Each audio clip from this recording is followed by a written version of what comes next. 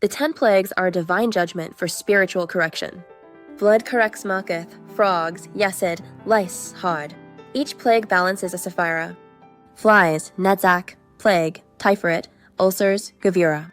Hail, chesed, locusts, bina, darkness, chakma. The death of the firstborn corrects keter. The plagues were a revelation of the spirit.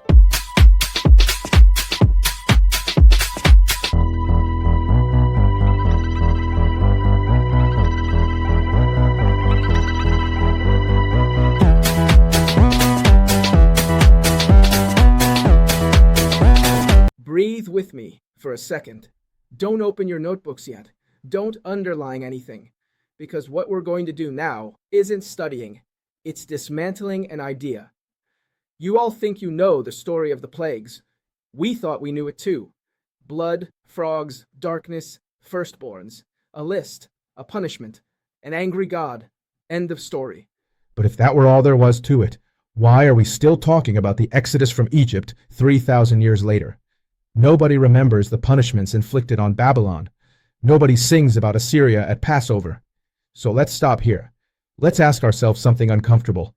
What if the plagues weren't punishments, but a diagnosis? What if they didn't fall upon Egypt, but instead revealed what Egypt already was? This is Abel Flores, journalist and researcher from your channel La Mishnah TV, and I am very grateful that you are here with us once again, studying the sacred scriptures from two perspectives, which is our hallmark, from the Hebrew and academic points of view, valuing both traditional and modern sources. We must remember something. Egypt is not just a place. Egypt is a system, an imperial one at that, a way of organizing reality, a culture that believes that power flows from top to bottom, that life is controlled, that the future is managed, that human beings are in charge, and that, as you know, did not die with the Pharaoh. That has remained alive for millennia until today. In us, in our societies, in our decisions, and above all, in our Western culture, which, among other things, is a syncretism of many other cultures. Now, here comes the twist. The Torah doesn't attack Egypt all at once. It doesn't destroy it with a divine bomb or with sulfur from the sky, as happened with Sodom and Gomorrah. It dismantles Egypt slowly, layer by layer, level by level. Exactly 10. Not by chance. 10 like the Sefirot. 10 like the structure of the soul. 10 like the anatomy of power. Each plague touches a different nerve. First matter, then desire, first the mind, finally the will. It's a surgical process, but on a spiritual level, it's spiritual engineering in fact. It's a cold process, precise, relentless.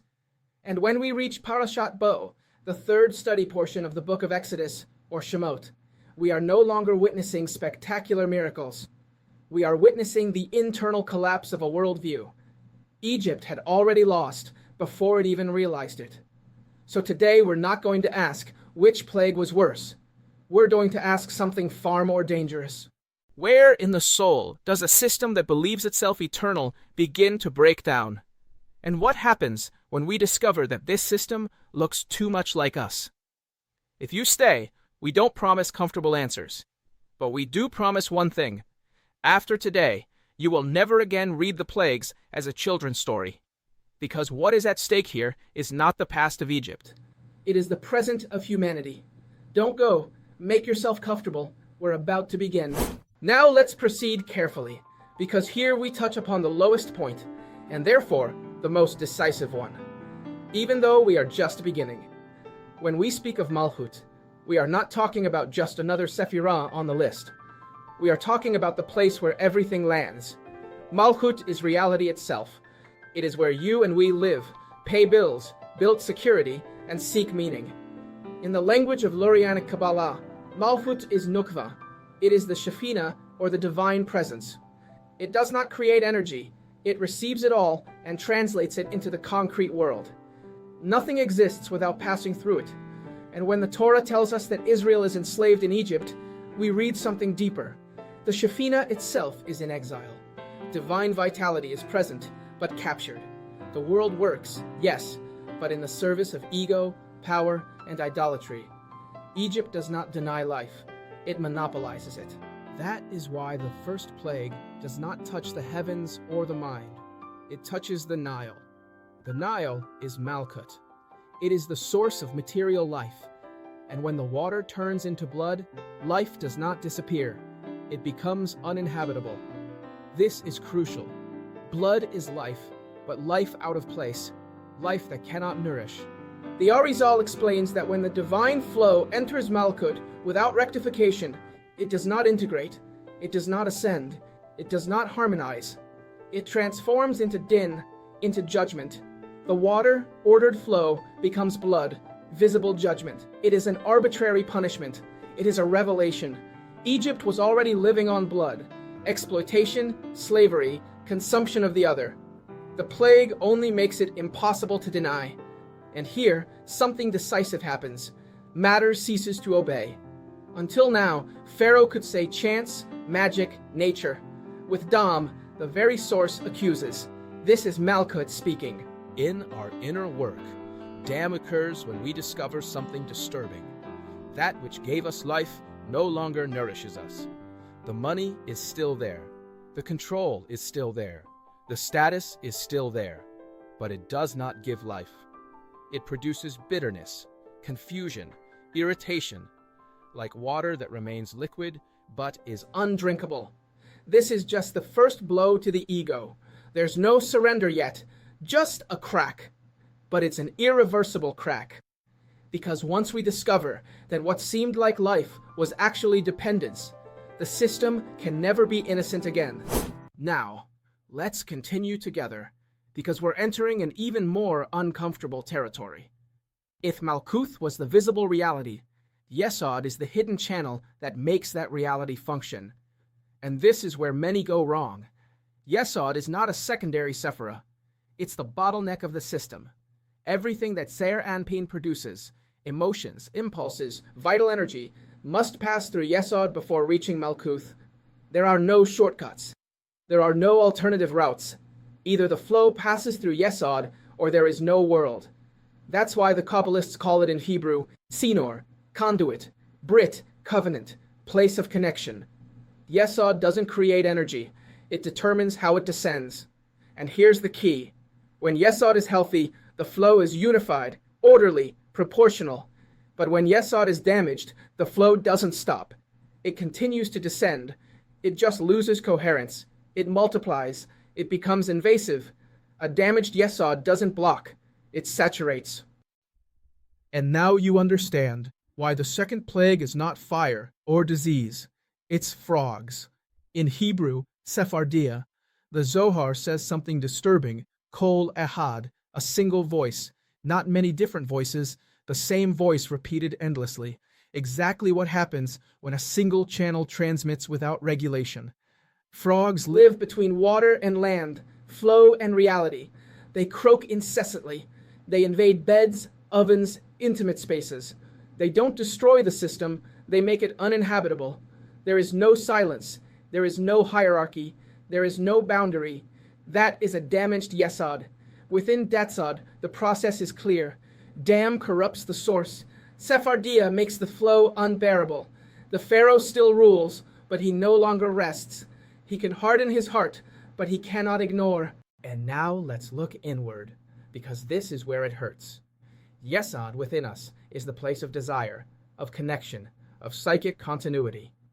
When it is healthy, desire has direction. Energy serves a purpose. When it is damaged, the energy doesn't disappear. It becomes noise, intrusive thoughts, repetitive impulses, desires that won't be silenced. It's not an excess of desire. It's an unfiltered flow. Shefa without Brit, abundance without covenant. And here we define something precisely. Addiction is not born of lack. It is born of a saturated channel. Like the frogs, one after another, the same sound, without pause. That's why Tzfardea is not random chaos. It is the exact manifestation of a system that still functions, but can no longer sustain life. Now let's move on together to the third plague, which is paradoxically the smallest, and therefore one of the most devastating. Because Kinim, the lice, don't attack the water or the air, they attack the dust. And therein lies the secret. In Kabbalah, Had is not glory as external brilliance. Had is the opposite of pride. It is the ability to admit, to yield, to recognize a truth that doesn't suit us. That's why Had is in the left leg of Zir Anpin. It doesn't push like Netzach. It doesn't integrate like Tiferet. Had stops and says, it's true. I was wrong. I don't control this. Without Had, a system can understand, but it cannot surrender. And then Kinim arrives. Why from the dust? Because dust afar is the minimum, the despised, what is trampled upon. In Exodus 8:12, the lice do not come from the sky or the water. They come from what no one looks at. Kabbalistically, water suggests flow, the sky suggests judgment, but dust is the neutral, what doesn't count. So when the dust accuses, the message is brutal. There is no neutral level left. The entire reality ceases to be complicit in self-deception. That's why the collapse of magic occurs. Until now, the magicians imitate, compete, deny. But with Kinim, they say, Etzba Elohim He. This is the finger of God, Exodus 8:15. And note the tragedy. They recognize the origin, but they do not submit. They do not change. They do not leave the system. That is damaged Had in its purest form. Recognition without surrender. Understanding without transformation. And here is the dangerous definition. The damage to Had is not ignorance. It is knowing the truth and remaining the same. Healthy Had recognizes and changes behavior. Damaged Had recognizes, justifies, and postpones. Yes, it's true, but not now. Later. As the culmination of Datsaj, Kinim finally shatters denial. The source has already been corrupted with dam. The flow has already been saturated with Sephardea, and now even the smallest detail is incriminating. There is no longer any refuge. There is no longer any technical excuse. In our inner work, Kinim is that humiliating moment when the truth is already clear, but we still haven't become humble. And without humility, truth becomes information, not redemption. Now we come together to the fourth plague, because here the text takes a decisive turn. Until now, we saw how denial is broken. Now we see how control is broken. And for that, we need to understand what Netzach truly is. In Kabbalah, Netzach doesn't just mean victory. Netzach is the capacity to impose continuity. It is the drive that says, this moves forward, whatever the cost. It is strategy, persistence, conquest of territory. In Zir Anpin, Netzach is the sefirah of political, military, and administrative power. It doesn't ask if something is right. It asks how to move it forward. But Netzach only works when it is balanced. It needs Had, which recognizes limits, and Tiferet, which harmonizes ethically. And here is the problem. Had has already been damaged. There is no longer any real recognition, so Netzach is left unchecked. The impulse continues, the strategy continues, but it loses discernment. Progress becomes an end in itself. That is spiritual imperialism. And now we understand why the plague is Arav. Not an animal, a mixture, organized chaos, breaking of natural boundaries, forces that no longer respond to hierarchy, instruments that cease to obey the center. That is Netzach decomposed. Power continues to advance, but it no longer obeys the one who wields it. Something new happens here. With Dam, the source was corrupted. With Sephardea, the flow. With Kinim, the denial. But with Arav, sovereignty ceases to function. The pharaoh is still on the throne, but his kingdom is not under control. The system no longer distinguishes between inside and outside, ally and enemy, dominant and dominated. This is not just a spiritual crisis, it is political collapse. That is why Arav inaugurates Adash. We are no longer talking about the ontological, but about the structural. An empire does not fall when it loses resources, but when it cannot guarantee order. And now let's look at ourselves. In us, Netzach is the capacity to insist, to sustain a plan. Arav appears when we insist without listening, advance without correcting, force exhausted strategies. The result is not progress, but confusion. Everything is mixed together, desires, fears, decisions. Nothing provides an answer. That's why Arav is not natural disorder. It is the exact image of a power that has lost its hierarchy. Let's keep moving forward. because now we're touching the very center of the system. Not the periphery, not the external chaos, the heart. And in Kabbalah, that heart has a name, Tiferet. And I remind you that we are in the fifth plague. Tiferet is not just beauty or compassion. It is the axis of coherence of Zer Anpin. It is the sefirah that integrates Kesed and Gevurah, expansion and limitation, energy and control. That is why the Kabbalists call it Lev HaPartzuf, the heart of the spiritual organism.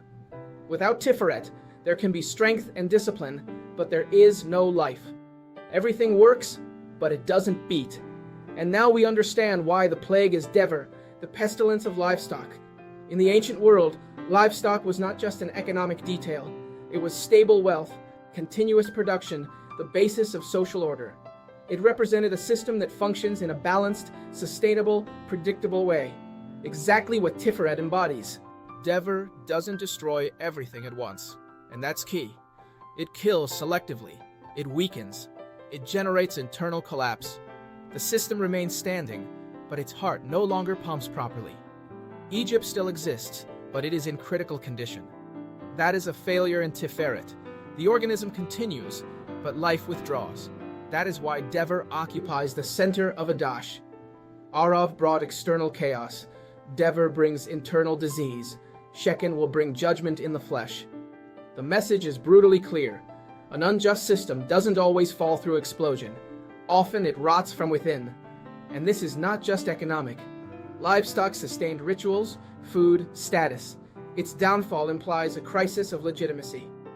Egypt continues to govern, but it no longer believes in itself. Power continues, but meaning is gone. Now let's look inward. In us, Tiferet is integrated identity, emotional balance, meaning. Dever appears when everything works, but nothing lives. Achievements no longer motivate. Recognition doesn't fulfill. There is no chaos or extreme pain. There is emptiness, tiredness, disconnection. That is spiritual illness. It doesn't scream. It fades away. And that's why Dever isn't just a spectacular nuisance. It's more serious than that. It reveals that the system no longer has a heart. During this short break in the middle of the class, we want to let you know that if you would like to make a donation, you can do so by scanning the QR code you see on the screen, or by clicking the link below in the description. I personally thank you very much for your contribution. We have now reached a breaking point. Not symbolic, not gradual, inevitable. Because here, judgment ceases to be discourse and becomes embodied. And to understand this, we must understand what Gevurah truly is. In Kabbalah, Gevurah is not cruelty. It is limitation. It is the force that cuts, defines, and shapes reality. Without Gevurah, Hesed overflows, Netzach advances unchecked, and Tiferet loses coherence. The problem is never Gevurah itself. The problem is corrupted Gevurah.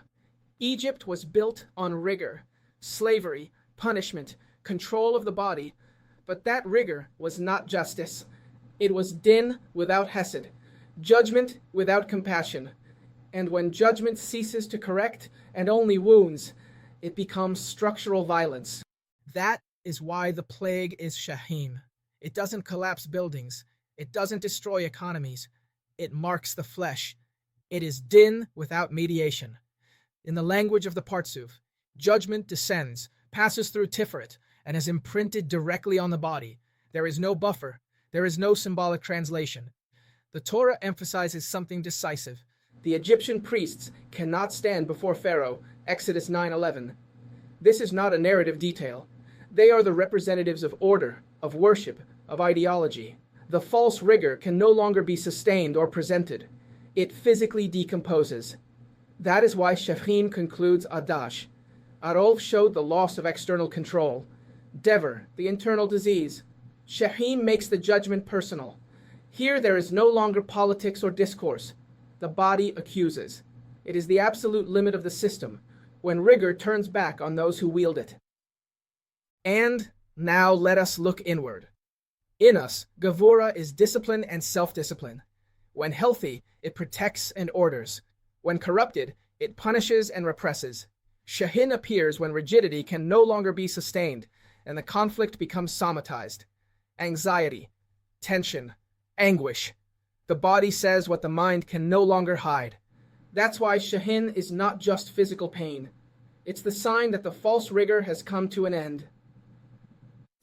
We now arrive at the culmination of the emotional collapse, and here something happens that seems contradictory, but is profoundly Kabbalistic. It's not rigor that fails, but abundance.